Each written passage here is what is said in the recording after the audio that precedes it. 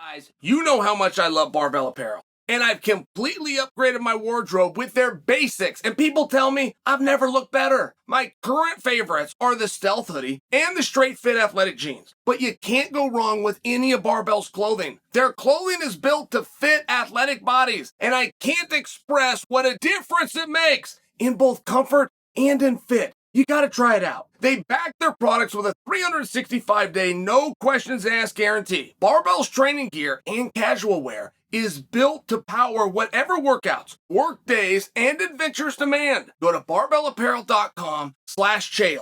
Do it right now, and you'll see a collection of my favorite items I've posted, and you can score some great deals, or just click on the link below. There's discussion of Diaz and Paul fighting in MMA. And at this point, I'm observing it. For me, this is an experiment. I love these things. I love the business side, but when you're talking about the business side, you're purely talking about human psychology, nothing else. You're talking about a guy's resume, you're talking about his fan base, you're talking about the politics of it, you're talking about human psychology. How does this appear? How does this look? What emotion and perception is? That trumps everything. A guy that's won his last 3 puts the line in front of a guy that's 30-0. If perception goes with the guy that won his last 3, just by example. So, when I tell you I appreciate these things, I don't have a foundation to look back on to see where something like this helped or it hurt. I've never seen it. When you have 2 guys that are getting ready to box on a specific date at a specific weight class, I don't know why you'd waste your time talking about something else. I don't know.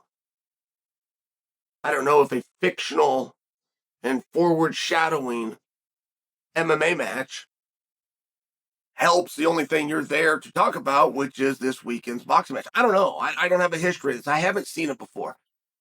There's some massive misunderstandings that happen in this business all the time, and they're not going to go away.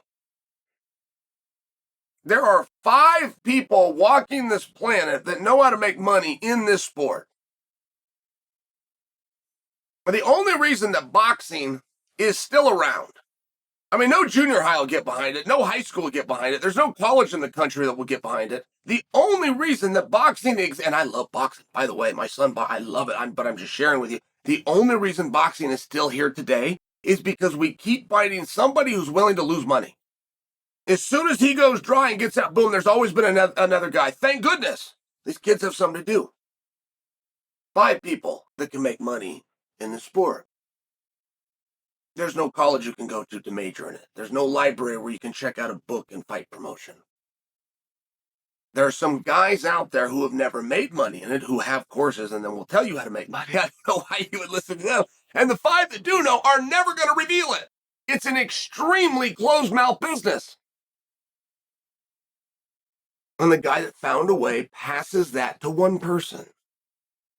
And that's his child. And that's the history of the sport. I'm just sharing that with you. You got a whole bunch of money to lose. You can go buy your education. You can study and watch things, but there's things that people don't understand.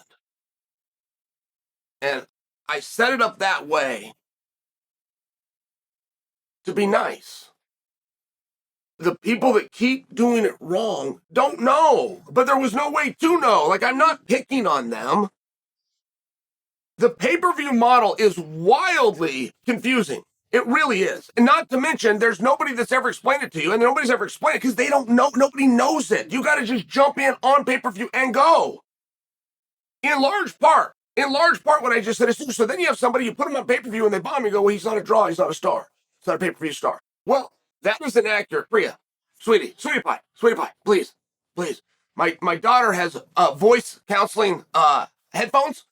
She can't hear anything, so she's over here, she's singing because she can't hear it. Forgets that I can. If you were to run into a guy that had done pay-per-view, do you know how uncommon that would be? And none of you can raise your hand and be the example. You might have a super rich uncle. Well, he's never done pay-per-view. You might have gone to a huge public school. Well, not one of your classmates do pay-per-view. You might be 90 years old and you've been on every continent in the world. You've met all sorts of people. Okay. You don't know anybody that's done pay-per-view. I mean, just to share with you, I'm setting it up this way to let you know when people make the mistakes in pay-per-view, I'm not giving them a hard time, and I don't love that they're losing their money, and I'm not saying they're not stars and they're not draws. I'm not saying any of those things. They didn't have anybody they could consult. And the consultants that will take your money and tell you about pay-per-view never did it. It's a scam. The number one thing in pay-per-view, just so I'm going to hand this to you for free, is repetitiveness. Is history. That's the number one thing. If you took the two biggest, you did a draw, you did a poll, you knew exactly what you had, and you brought them together, they might make you money. They might do enough pay-per-views that you could celebrate it because you turn a profit. I'm not saying that that isn't true. They won't do the same thing as if an organization that's known for pay-per-view put it on. Where people know when, and people know where, and people know how. You'd be stunned how many people go into pay-per-view, but nobody knows how to get it. Nobody knows how to order it. Is it online? Is it digital? Do I need a smart TV? What do I need to do?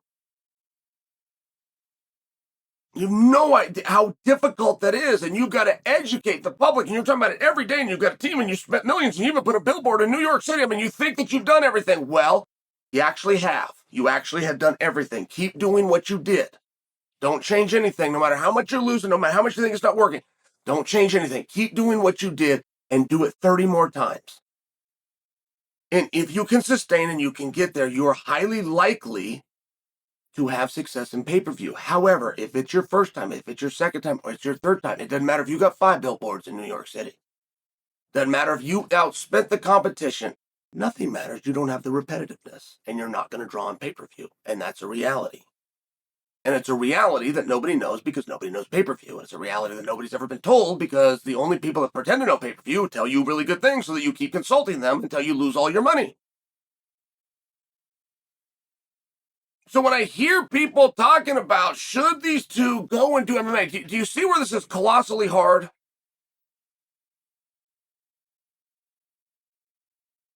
If I'm getting ready to fight you under a certain rule set and I'm already looking to a different rule set and another fight, what is it that I'm really saying? So it's a very interesting thing to me.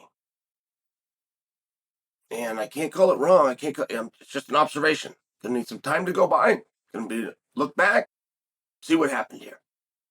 But every actor wants to be a fighter, and every fighter wants to be an actor. I don't know why that is. The policemen and the firemen, they just can't get along. The plumbers and the pipe fitters, and they just can't see eye to eye. I don't know why this is. But there's some things that just seem to work that way. And every MMA fighter they want to go be boxers. There's no money in boxing. It's a myth. It's a lie. They think they can go and make blah, blah, blah in boxing. I don't know boxers that want to come and do MMA. I don't know them. I've never heard of them. Have you?